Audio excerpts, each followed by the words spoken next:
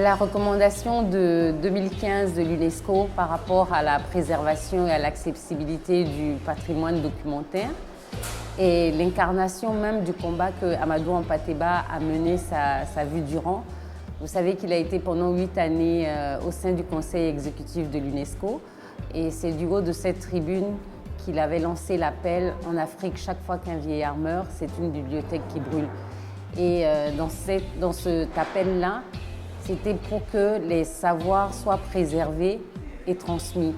Donc nous, à notre niveau, pour nous inscrire dans ce programme de l'UNESCO, donc on se bat pour identifier déjà, faire l'inventaire du patrimoine documentaire que Hampâté-Bâ nous laisse en héritage à travers une numérisation aussi, parce que dans cette recommandation de l'UNESCO, il n'exclut pas non plus la conservation numérique, parce que en posant cette question-là, cette problématique justement de la préservation du fonds documentaire, des personnes comme Hampâté-Bâ ont incarné le passage de l'oralité à l'écrit.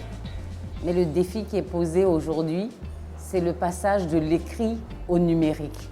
Parce que vous n'êtes pas sans savoir que cette préoccupation de l'UNESCO, c'est pour que l'accessibilité de ces patrimoines anciens soit mise à la disposition de la jeunesse, pour qu'ils puissent connaître leur passé. Parce que vous conviendrez avec moi que les lumières d'aujourd'hui tirent leur force de ce que l'humanité a accumulé comme connaissance depuis l'homme des cavernes.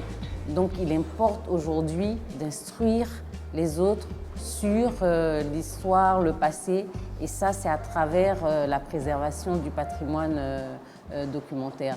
Donc on s'inscrit en droite ligne de cette action de l'UNESCO, ce qui explique notre présence aujourd'hui ici au Panama, un pays d'Amérique latine que j'ai le bonheur de découvrir avec toute sa chaleur, et c'est pour moi une très belle continuité.